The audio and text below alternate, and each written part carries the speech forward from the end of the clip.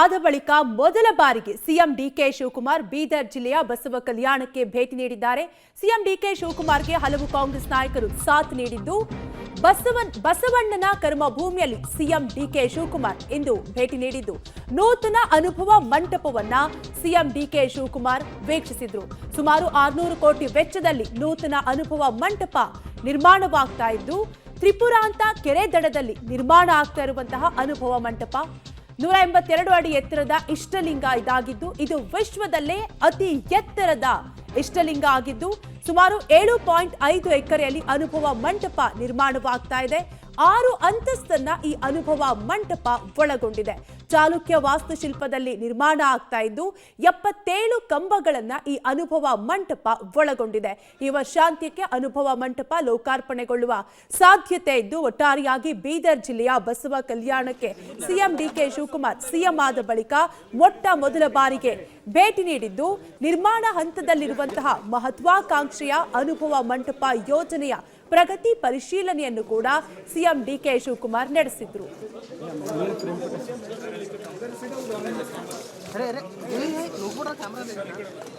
ನಮ್ಮ ಸರ್ಕಾರದ ಪ್ರತಿನಿಧಿಗಳು ನಾವೆಲ್ಲ, ನಾನು ಡಾಕ್ಟರ್ ಪರಮೇಶ್ವರ್ ಅವರು, ಖಂಡ್ರೆ ಸಾಹೇಬರು ಮತ್ತು ಶರಣ್ ಪ್ರಕಾಶ್ ಪಾಟೀಲ್ ಅವರು ನಾವೆಲ್ಲ ಸೇರಿ, ಶಾಸಕರು ಸೇರಿ ಈ ಐತಿಹಾಸಿಕವಾದಂಥ ಅನುಭವ ಮಂಟಪಕ್ಕೆ ಬಂದು, ಬಸವಣ್ಣನ ನಾಡಿಗೆ ಬಂದು, ಅಲ್ಲಿಂದ ಅವರ ಆಚಾರ ವಿಚಾರವನ್ನು ನಾವೆಲ್ಲ ಇಡೀ ರಾಜ್ಯ ಒಪ್ಪಿದೆ. ಅದಕ್ಕೋಸ್ಕರ ನಾವು ಬಸವಣ್ಣವರು, ನಮ್ಮ ಸರ್ಕಾರ ಸಾಂಸ್ಕೃತಿಕ ನಾಯಕ ಅಂತೇಳಿ ನಾವು ಘೋಷಣೆ ಮಾಡಿದ್ದೇವೆ. ನಾಡಿನ ಮುಖ್ಯಮಂತ್ರಿಯಾಗಿ ನನಗೆ ನಮ್ಮ ಪಕ್ಷ ಜವಾಬ್ದಾರಿ ಕೊಟ್ಟ ಮೇಲೆ ನನ್ನ ಪ್ರವಾಸವನ್ನು ಈ ಅನುಭವ ಮಂಟಪದಿಂದ ಪ್ರಾರಂಭ ಮಾಡಿದೆ. ಇಲ್ಲಿ ಬಂದು ಇಲ್ಲಿ ಎಲ್ಲ ಧರ್ಮದ ವೃತ್ತಗಳಿಗೆ ಈಗಾಗಲೇ ಭೇಟಿ ಕೊಟ್ಟಿದ್ದೇನೆ. ಹಳೆ ಅನುಭವ ಮಂಟಪ ಮೊದಲಿಂದ ಕೂಡ ಹಿರಿಯರು ಏನು ಮಾಡಿದ್ದು ಅದಕ್ಕೆ ಕೂಡ ನಾನು ಭೇಟಿಯನ್ನು ಕೊಟ್ಟಿದ್ದೇನೆ. ಇದನ್ನು ಕೂಡ ಈಗಾಗಲೇ ಸುಮಾರು ಭಾಳ ಚೆನ್ನಾಗಿ ನಡೀತಾ ಇದೆ. ಈಗಾಗಲೇ ನಮ್ಮ ಎಲ್ಲ ಸಹೋದ್ಯೋಗಿಗಳು, ನಮ್ಮ ಮಂತ್ರಿಗಳೆಲ್ಲ ಇದನ್ನು ಆದಷ್ಟು ಜಲ್ದಿ ಮುಗಿಸ್ಬೇಕು ಕೆಲಸ ಅಂತೇಳಿ ಹೇಳಿದ್ದಾರೆ. ಯಾವ ಥರದ ಹಣನೂ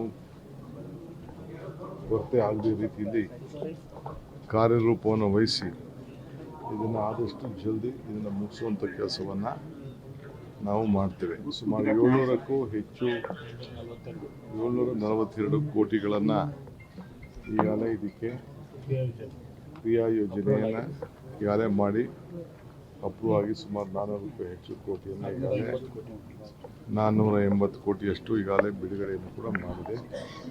ಎಷ್ಟೇ ಆದರೂ ಚಿಂತೆ ಇಲ್ಲ, ನಾವು ಇದನ್ನು ಈ ಕೆಲಸ ಇದು ಸರ್ಕಾರದ ಕೆಲಸ.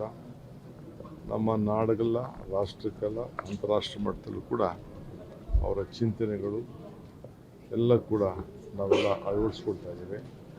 ಅದಕ್ಕೆ ಇಲ್ಲಿಂದನೇ ಕೂಡ ನಾವು ನಮ್ಮ ಪ್ರವಾಸವನ್ನು ಕೂಡ ಕೈಗೊಂಡಿದ್ದೇವೆ. ಅದರಿಂದ ಬಸವಣ್ಣವರ ತತ್ವಗಳನ್ನು ನಾವು ಪ್ರಚಾರ ಮಾಡಲಿಕ್ಕೆ, ಅವ್ರಿಗೆಲ್ಲರೂ ಕೂಡ ಜನರಿಗೆ ನೆಮ್ಮದಿ, ಶಾಂತಿ ಎಲ್ಲ ಸಿಕ್ಕೆ. ಈಗ ತಾನೇ ನಾನು ಈ ಅನುಭವ ಮಂಟಪದಲ್ಲಿರುವಂಥ ಜ್ಞಾನ ಮಂದಿರ ಇದೆ, ಆ ಜ್ಞಾನ ಮಂದಿರಕ್ಕೂ ನಾನು, ನಮ್ಮ ಪರಮೇಶ್ವರ್ ಅವರು, ಶರಣ್ ಪ್ರಕಾಶ್ ಪಾಟೀಲ್ ಎಲ್ಲ ನಾವೆಲ್ಲ ಭೇಟಿ ಕೊಟ್ಟಿದ್ದು, ಎಲ್ಲ ಎಕ್ಸ್ಪ್ಲೇನ್ ಮಾಡಿದ್ರು ಯಾವ ರೀತಿ ಪ್ರತಿಯೊಬ್ಬರು ಕೂಡ ಇಲ್ಲಿ ಬಂದವರು ಶಾಂತಿಲಿ ಕೆಲಸವನ್ನು ಮಾಡ್ಬೋದು ಅನ್ನೋ ದೃಷ್ಟಿಯಿಂದ. ಸೊ ಮುಂದಕ್ಕೆ ಇದೊಂದು ದೊಡ್ಡ ಪುರಾತನವಾದಂಥ ಒಂದು ಸ್ಥಳ, ಇದೊಂದು ಕಲ್ಚರಲ್ ಸೆಂಟರ್, ಇದೊಂದು ಆಧ್ಯಾತ್ಮಿಕವಾದಂಥ ಕೇಂದ್ರ, ಇದೊಂದು ಪ್ರವಾಸಿ ಕೇಂದ್ರ, ಇವೆಲ್ಲ ಕೂಡ ಆಗ್ತದೆ. ಸೊ ಇದಕ್ಕೆ ಹೆಚ್ಚಿಗೆ ಪ್ರೋತ್ಸಾಹ ಕೊಡುವಂಥ ಕೆಲಸವನ್ನು ನಾವು ಮಾಡ್ತೇವೆ. ಬಹುತೇಕ ಉತ್ತರ ಕರ್ನಾಟಕದಲ್ಲಿ ಸರ್ ಬರ ಛಾಯೆ ಇದೆ ಸರ್, ರೈತರೆಲ್ಲ ಬಹಳ ಸಂಕಷ್ಟವಾಗಿದ್ದಾರೆ ಸರ್, ಪರಿಹಾರ ಕೊಡಬೇಕಂತ ಒತ್ತಾಯ ಮಾಡ್ತಾ ಇದ್ದಾರೆ. ಅದಕ್ಕೆ ನಾವು ಬರಗಾಲ ಘೋಷಣೆ ಮಾಡಬೇಕಂತ ಸರ್, ಅದಕ್ಕೆ ನಾವೆಲ್ಲ ಬಂದಿದ್ದೇವೆ. ನಾಳೆ ಮೀಟಿಂಗು ಒಂದೇ ದಿನಕ್ಕೆ ಘೋಷಣೆ ಮಾಡೋಕ್ಕಾಗಲ್ಲ. ಕಣ್ಣಲ್ಲಿ ನೋಡಬೇಕು, ಕಿವಿಲಿ ಕೇಳಬೇಕು, ಜನರ ಅಭಿಪ್ರಾಯ ಪಡಿಬೇಕು, ಸರ್ವೆ ಮಾಡಬೇಕು, ಮಾಹಿತಿ ತಿಳಿಬೇಕು. ಇನ್ನು ಏನೇನಾಗಿದೆ ಇನ್ನು ಅದಕ್ಕೆಲ್ಲ ಕಾಲ. ಬಸವಣ್ಣ ಭೂಮಿಯಿಂದ ಪ್ರವಾಸ ಸ್ಟಾರ್ಟ್ ಮಾಡಿದ್ದೀರಿ, ಯಾರಿತ್ತು ಸರ್ ಬರದ ಪ್ರವಾಸ ಸರ್ ಇದು? ನೀವೆಲ್ಲ ಜಾಸ್ತಿ ಮಾತಾಡಿದ್ರೆ ನಾನು ಮಾತಾಡದೆ ಹೋಗ್ತೀನಿ. ಸ್ವಲ್ಪ ಇರಿ, ನನಗೆ ಮಾತಾಡೋಕ್ಕೆ ಅವಕಾಶ ಕೊಡಿ. ಬರದ ಮುಂದಿನ ಬಸ್ ನಿಲ್ದಾಣ ಲೋಕಾರ್ಪಣೆ ಆಗ್ತದೆ ಸರ್ ಇದು? ಆದಷ್ಟು ಜಲ್ದಿ ಮಾಡ್ತದೆ. ಇನ್ನೊಂದು ಘೋಷಣೆ ಮಾಡಲಿಕ್ಕೆ ಬಯಸ್ತೀನಿ. ಬೆಂಗಳೂರು ನಗರದಲ್ಲಿ ಈಗಾಗಲೇ ನಾವು ರಸ್ತೆಗಳ ಬದಿಗಳಲ್ಲಿ ಬೀದಿ ವ್ಯಾಪಾರಿಗಳನ್ನ ತೆರವು ಮಾಡ್ತಾ ಇದ್ದೇವೆ. ಆದರೆ ಯಾರು ಕೂಡ ಬಡವರು ಗಾಬರಿ ಪಡಬೇಕಾದಿಲ್ಲ. ನಿಮಗೆಲ್ಲ ಆಲ್ಟರ್ನೇಟಿವ್ ವ್ಯವಸ್ಥೆನ ಪಕ್ಕದ ಸೈಡ್ ರೋಡ್ಗಳಲ್ಲಿ ನಾವು ಮಾಡಿಕೊಡ್ತೇವೆ. ಮತ್ತು ಈಗಾಗಲೇ ಯಾರು ರಿಜಿಸ್ಟ್ರೇಷನ್ ಮಾಡ್ಕೊಂಡಿದ್ದೀರಿ ಅವ್ರಿಗೆಲ್ಲ ತಳ್ಳೋಗಿ ವಾಹನ ಕೂಡ ಒದಗಿಸ್ಕೊಡ್ತೇವೆ. ಸೊ ಬಡವರು ಯಾರು ಗಾಬರಿ ಮಾಡ್ಕೊಬೇಕಾದಿಲ್ಲ ಬೆಂಗಳೂರು ನಗರದಲ್ಲಿ ಅನ್ನೋದನ್ನು ಕೂಡ ಈ ಬಸವ ಮಂಟಪದಲ್ಲಿ, ಅನುಭವ ಮಂಟಪದಲ್ಲಿ ನಮಗೆ ಸಂದೇಶವನ್ನು ಕೊಡ್ತಾ ಇದ್ದಾರೆ. ಬಸವ ಕಲ್ಯಾಣದ ಶರಣರ ಪವಿತ್ರ ಭೂಮಿಯಲ್ಲಿ ಸುಮಾರು 742 ಕೋಟಿಗೂ ಅಧಿಕ ವೆಚ್ಚದ ಪರಿಷ್ಕೃತ ಅನುದಾನದಲ್ಲಿ ನಿರ್ಮಾಣವಾಗ್ತಿರುವಂತಹ ಜಗತ್ತಿನ ಮೊದಲ ಸಂಸತ್ತು ಖ್ಯಾತಿಯ ಅನುಭವ ಮಂಟಪವನ್ನ ಸಿಎಂ ಡಿಕೆ ಶಿವಕುಮಾರ್ ಎಂದು ವೀಕ್ಷಿಸಿದ್ರು.